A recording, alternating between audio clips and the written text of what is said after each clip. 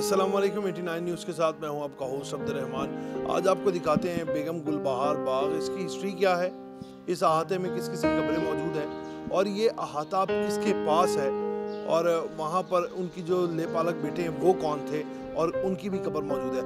आज आपको चल के पूरी डिटेल बताते हैं, दिखाते हैं गुलबहार बेगम बाग। आइए चलिए।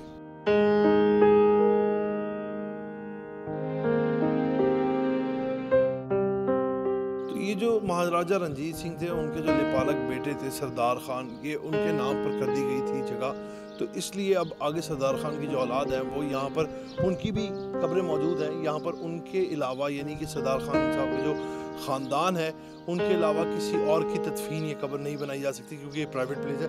आपको अगर मेरे कैमरामैन दिखाएं तो मेरे पीछे जितनी भी कब्रें आपको नज़र आ रही हैं ये सब सरदार खान की जो औलाद में से हैं, ये सब उनकी कब्रें। और जो सरदार खान के दो साहबजादे हैं उनकी भी कब्रें यहाँ पर मौजूद हैं। आपको लेके चलते हैं। तो मेरा अगर कैमरामैन आपको दिखाएंगे तो जो मोहम्मद नुमान खान मरहूम है ये भी सरदार खान के साहबजादे थे, और मोहम्मद अतमाज़ खान मरहूम वो भी सरदार खान के साहबजादे थे।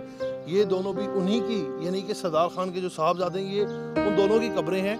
और जो मेरे बिल्कुल पीछे मौजूद है ये वाली कब्र जो बंद किया हुआ अहाता, इस पर एक बड़ा पुराना ताला लगाया हुआ है, अंदर बिल्कुल अंधेरा है। और जो इस बिल्डिंग की आप हालत देखें बिल्कुल खस्ता हाल है। इसके अंदर जो है वो गुलबहार की कब्र मौजूद है। कितनी सदियां बीत गई और ये कब्रें अभी भी मौजूद है, क्योंकि यहाँ पर जो आसपास जिनके घर हैं वो कहते हैं कि ये हमारी अपनी जगह है। सरदार खान की जो आगे समझे औलाद जो है उनके वो उन्होंने इस जगह का होल्ड संभाला हुआ है और वहाँ पर उन्हीं की तदफीन होती है। ये जो है इस जानिब सरदार खान की और उनकी दो जो अहलियाँ थी उनकी कब्रें मौजूद हैं, जो कि महाराजा रंजीत सिंह के ले पालक बेटे थे। अंदर चल के देखते हैं। इस टाइम पे हम मौजूद हैं जो अहाता सरदार खान है, यानी कि आपको बताया कि जो महाराजा रंजीत सिंह के ले पालक बेटे थे ये उनकी कब्रें मौजूद हैं और ये उनकी कब्र है। और जो दोनों अतराफ़ में कब्रें हैं ये उनकी जो ज़ौजा थी, अहलिया थी, उन दोनों की कब्रें मौजूद हैं। तो ये सरदार खान जो थे ये महाराजा रंजीत सिंह के लेपालक बेटे थे। ये मियानी साहब कब्रिस्तान में ही मौजूद है, लेकिन ये कितना पुराना कब्रिस्तान है इस बात का आप अंदाज़ा लगा लें कि यहाँ पर गुलबहार बेगम मौजूद हैं जो सदियों बरस यानी कि महाराजा रंजीत सिंह की बीवी थी। ये बाग उनका था।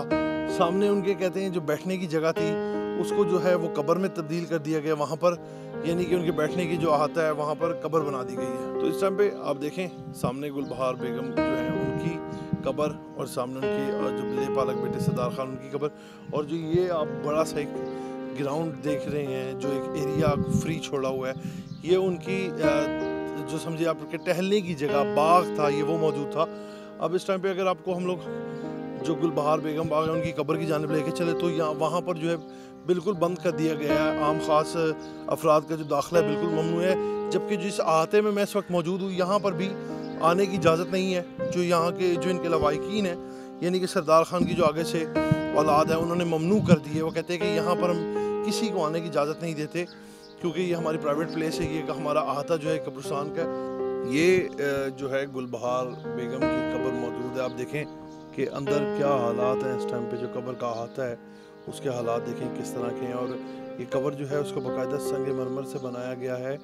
और जबकि जो इनके साहबजादे हैं सरदार खान जो लेपालक बेटे थे उनकी भी कब्र को संगे मरमर से बनाया गया है। लेकिन अफसोस इस बात का है कि एक तो ये जगह जो है वो इस टाइम पे उनकी औलाद के पास है, यानी कि जो आगे से सरदार खान की जो औलाद की लड़ी चल रही थी जो नस्ल है उनके पास है, तो इसकी मेंटेनेंस बिल्कुल नहीं है। और अगर ये किसी सारे कदीमा के पास ये जगह होती तो यकीनन इसकी मेंटेनेंस भी की जाती। जहाँ पर इसका दाखिली रास्ता है यानी कि गुलबहार बेगम का जो बाग है उसका दाखिली रास्ता है, उसके ऊपर बाकायदा बारादरी टाइप बनाया गया था। क्योंकि आपको जैसे कि मैंने बताया प्रोग्राम में कि ये इनकी मौत से पहले यानी कि इनके मरने से पहले ये पूरा एक बाग हुआ करता था और ये उनका तख्त हुआ करता था जहाँ पर गुलबहार बेगम खुद रहा करती थी। लेकिन बज़ाहिर तो ये अहाता देखने में काफ़ी बड़ा नज़र आ रहा है और ऐसे भी मालूम हो रहा है कि कुछ जगहों से जो है वो दीवारें बिल्कुल खस्ता हाल ख़राब हो चुकी हैं, टूट फूट के शिकार हैं और इसकी बिल्कुल भी कोई भी निगरानी नहीं की गई। बस एक कब्रिस्तान के तौर पर अब इस अहाते को इस्तेमाल किया जा रहा है। तो इसी के साथ अब अपने मेज़बान को इजाज़त दें, हम आपसे फिर मुलाकात करेंगे नए प्रोग्राम के साथ। तब तक के लिए अल्लाह ने के बाद।